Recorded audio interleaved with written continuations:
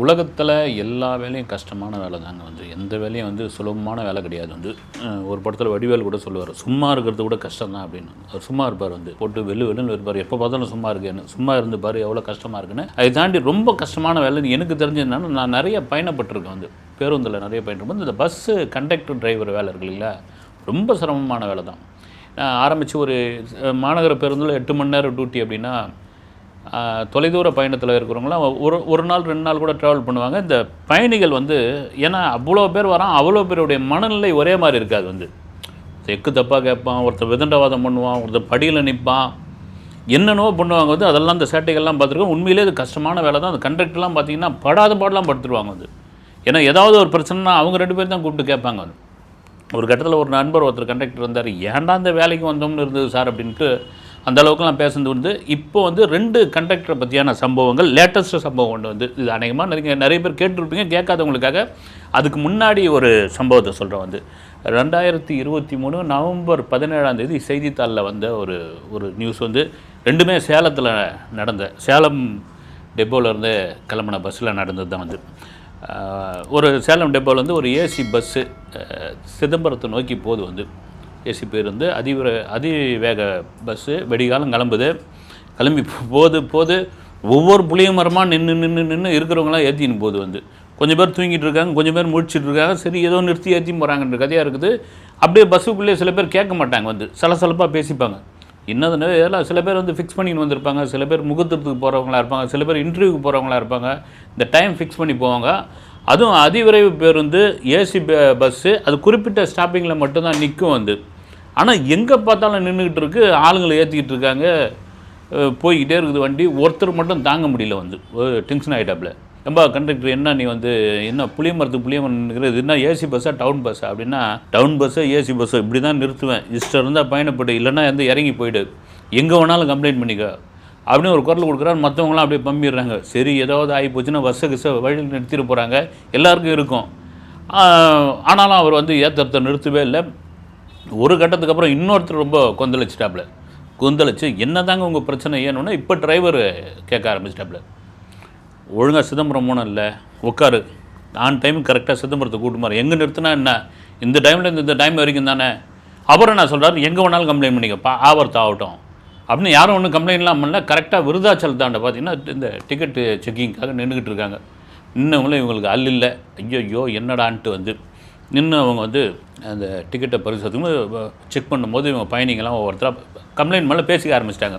புளிய மரம் நின்று ஏற்ற நல்லா மாட்டினடி அப்படின்னு செக் பண்ணிவிட்டு இவங்க ஸ்டாப்பிங்கே இல்லாமல் டிக்கெட் கொடுத்துருக்காங்கன்னு பார்த்தா, அந்த கண்டக்டர் டிரைவரை சேர்ந்து போலியாக டிக்கெட்டே அச்சடிச்சிருக்காங்க.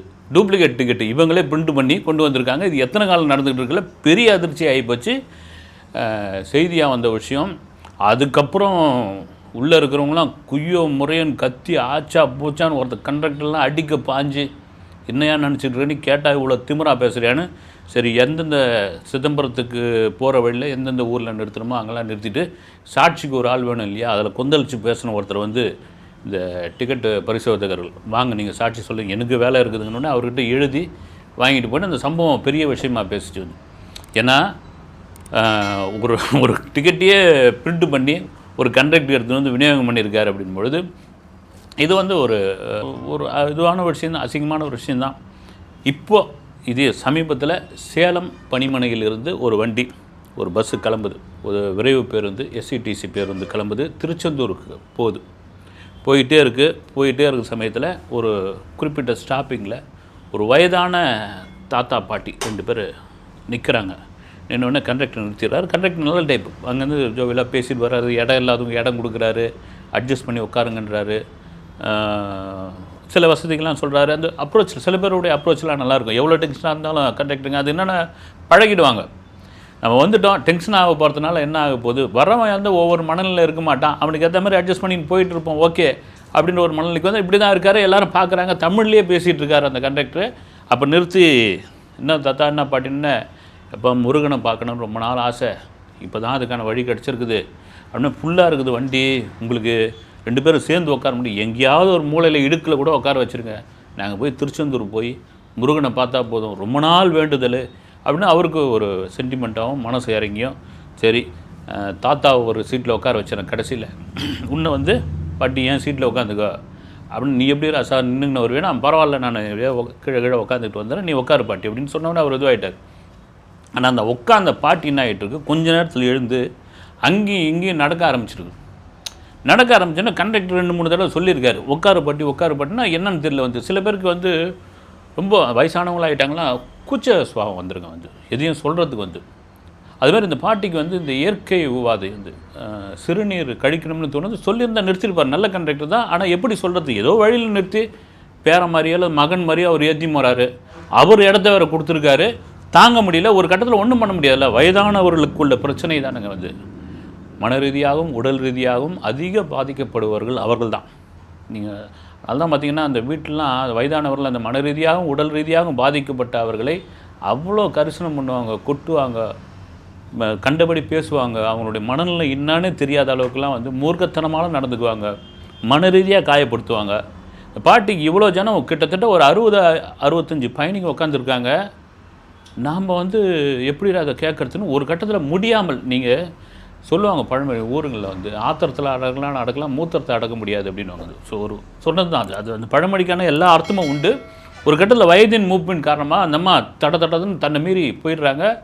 நம்ம ஆளுங்களாம் பயணிகள்லாம் தெரியுமே, எல்லாம் சுத்தத்தோடைய கூடவே பிறந்தவங்க, சுகாதாரத்தோடையே பிறந்தவங்க, டிடர்ஜென்ட் சோப்பு வச்சுக்கின்னு தான் எங்கேயுமே போவாங்க. வந்து குய்யோ முறையோ கத்த ஆரம்பிச்சிட்டாங்க. ஆச்சா போச்சுன்னா அந்த பாட்டி ரொம்ப வெட்கப்பட்டு தலை குனிஞ்சு அந்த சீட்டில் போய் உட்காரலாமா வேணாவா அப்படின்னு. இந்த கண்டக்டரு அற்புதமான ஒரு மனிதருங்க பாருங்கள். அது தெரிஞ்சு போச்சு அவருக்கு. தெரிஞ்சு போட்டோன்னா என்னங்கன்றார் வந்து, என்னங்க இப்போ பிரச்சனை உங்களுக்கு, ஏன் கத்துறீங்கன்னு. நம்ம அப்பாவோ அம்மாவோ நம்ம தாத்தாவோ பாட்டியோ நம்ம உறவினரோ யாரோ ஒருத்தர்னு நினச்சிங்க, நீங்கள் அவங்கள நம்மள ஒருத்தர்னு நினச்சிங்க. அந்த பாட்டியை வந்து முடியல, வயசு, இந்த வயசில் 2 பேரும் ஒண்டியாக யாருடைய துணையும் இல்லாமல் திருச்செந்தூர் போகிறோன்னு இந்த பஸ்ஸில் ஏறிக்கிறாங்க. அதுக்கு எவ்வளோ பேர், எங்கே போய் தங்க போகிறோம், எங்கே இருக்க போகிறோம், எப்படி சாமி தரிசனம் பண்ணணும். திருச்செந்தூரில் நீங்கள் சாமி தரிசனம் பண்ணுறதெல்லாம் பெரிய விஷயங்க. நீங்கள் சாதாரண லைன்லாம் நின்று வந்து அதெல்லாம் இந்த ரொம்ப கஷ்டம் அப்படிலாம் இவர் விளக்குறாரு. வந்து வாயை மூடுங்கன்றாரு. ஆமாம் என்னாச்சு, ஒரே நாத்தடிக்குது, அது பண்ணுது இது பண்ணுதுன்னு. அந்த பாட்டி போன வந்து என்ன ஒரு 100 மில்லி தான் சொல்கிறேன், அந்த சிறுநீரில் ஒட்டு மொத்தமாக வந்து ஒரு கூவத்தையே திறந்து விட்டா மாதிரி ஃபீல் பண்ணி கத்த ஆரம்பிச்சுன்னா ஒன்றுமே கூலாக வண்டி 1/2 மணி நேரம் நிற்கும், இன்னும் தான் ஆகும், வேறு வழி இல்லை, இருக்கிறவங்க இருங்க, வேண்டாதவங்க அடுத்த பஸ்ஸில் போங்க, நான் ஒன்றா வந்து சீட்டு எழுதி கொடுத்தா நான் எந்த அதிகாரிக்கிட்ட வேணாலும் நான் பேசிக்கிறேன் அப்படின்னு தீர்க்கமாக சொல்கிறாரு. சில பேர் வந்து அந்த பாட்டிக்கு ஆதரவாக சரினாங்க, சில பேர் கொதிப்பாங்க இல்லைங்களா, ஆச்சா போச்சான்னு இறக்கி விட்டுட்டு ஒரு மோட்டலில் நிறுத்தி, ஒரு நெடுஞ்சாலையில் உள்ள ஒரு மோட்டலில் நிறுத்தி தண்ணி வாங்கி அந்த பஸ்ஸை அவரே சுத்தப்படுத்துகிறார். அவர் என்ன சொல்கிறாரு, என் அம்மாவோ என் பாட்டியோ என்னுடைய சித்தியோ என்னுடைய பெரியம்மாவோ இப்படி நடந்திருந்தால் நான் தானே பண்ணியிருப்பேன், அப்படி தான் அவங்கள பார்க்குறாங்கன்னா அந்த பாட்டியை கையெழுத்து கொண்டு ஒரு மாதிரி குறுகி போது அந்த இது பண்ணுறாரு. இதெல்லாம் நடக்கிறது பாட்டி விடுங்க, என்ன ஆகிட போகுதுன்னு சுத்தம் பண்ணி அவ்வளோ சுத்தம் பண்ணி எல்லாத்தையும் தொடச்சி இதுக்கப்புறம் ஏறுங்கன்றார். வந்து பயணி ஏறுங்கன்றாரு. இதை ஒரு நபர் பார்த்துக்கிட்டு இருக்கார். இந்த பையன் பார்த்துக்கிட்டு இருக்காரு. பார்த்துட்டு அவர் வந்து தன்னுடன் பணியாற்றக்கூடிய ஒரு எஃப்எம் வானொலியில் இருக்கிற ஒரு நண்பரிடம் அதை சொல்கிறார். நல்லா இருக்குங்க இந்த விஷயம், எவ்வளோ விஷயங்கள் பேசுகிறோம், எவ்வளோ தேவையில்லாத விஷயங்கள்லாம், குப்பை விஷயங்கள்லாம் பேசிகிட்டு இருக்கோம், இது ரொம்ப முக்கியமான ஒரு விஷயமாச்சு அப்படின்னு சொல்லி அந்த சம்பவத்தை நான் சொன்ன மாதிரி பிரமாதமாக சொல்லியிருந்தார். சேலம் பனிமலையிலிருந்து இந்த ஒரு விஷயம் உலகம் முழுக்க காற்றின் வாக்கில் பரவுது. இது எத்தனை பேர் கேட்டிருப்பீங்கன்னு தெரியல. வந்து செய்தித்தாளில் கூட எனக்கு வந்ததாக தெரியல. வந்து வந்தவுடனே ஒட்டு மொத்தமாக பரவுனா அந்த கண்டக்டரை தேடுறாங்க. அத்தனை பேரும் வந்து அத்தனை பேரும் வாழ்த்து சொல்கிறாங்க. அத்தனை பேரும் சமூக வலைதளங்களில் வந்து பாராட்டுறாங்க. இப்படி ஒரு மனுஷன். ஏன்னா இதுக்கு முன்னாடி நம்ம நிறைய இதெல்லாம் படிச்சிருப்போம். மீன் கூட எட்டி உழைத்த கண்டக்டர், அப்புறம் வந்து வயதானவர் ஏறினவர் வந்து தரக்குறைவாக பேசிய கண்டக்டர், அப்புறம் தரத்தர இழுத்து வெளியே தள்ளிய கண்டக்டர். அதில் ஏதாவது ஒருத்தர் இருக்கும்.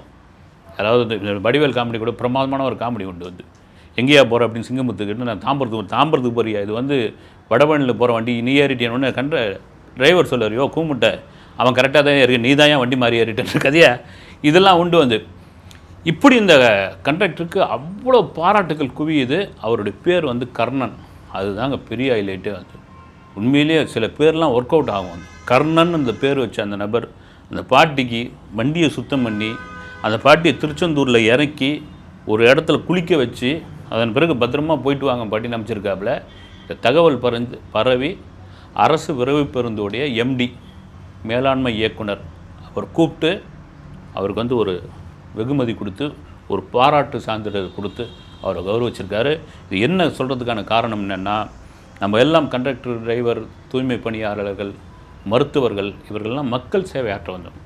மக்கள் வந்து ஒரு மனநிலையில் இருக்க மாட்டாங்க, வருவாங்க வந்து ஆளுக்காளுக்கு ஒரு மனநிலையில் இருக்கும். ஆனால் இவர் வந்தவர்கள்லாம் மக்கள் சேவை ஆற்றவர்கள் ஒரு நாளைக்கு அத்தனை மக்களை பார்க்குறாங்க, அத்தனை மக்களையும் படிக்கிறாங்க. குறிப்பாக ஒவ்வொரு மனிதனும் ஒரு புத்தகம் மாதிரி நாம் படிக்கிற புத்தகத்தை விட அதிகம் படிப்பவர்கள் இவர் தான். ஒரு கண்டக்டர் டிரைவர் ஆகட்டும், ஒரு மருத்துவராகட்டும், ஒரு தூய்மை பணியாளர் ஆகட்டும், பொது சேவையில் இருப்பவர்கள். அப்படியாப்பட்ட இடத்துல ஒரு அபாரமான ஒரு சகிப்புத்தன்மை, அற்புதமான ஒரு சேவை, கொஞ்சம் கூட முகம் சுளிக்காத அந்த மனிதருக்கு இந்த மேலாண்மை இயக்குனர் வந்து பாராட்டும் சான்றிதழும் கொடுத்துருக்கார். சமூக வலைதளங்கள் அவருக்கு வந்து ப்ரொமோஷன் கொடுங்க, அவருக்கு இன்னும் வந்து ஒரு பணியை சிறப்பாக இது பண்ண கொடுங்க அப்படின்றாங்க. இது ஏன்றா இன்றைய காலகட்டத்தில் சகிப்புத்தன்மைன்ற ஒரு விஷயம் இருக்கு இல்லைங்களா, அது வீட்டுக்குள்ளேயே இல்லாமல் போயிடுச்சு.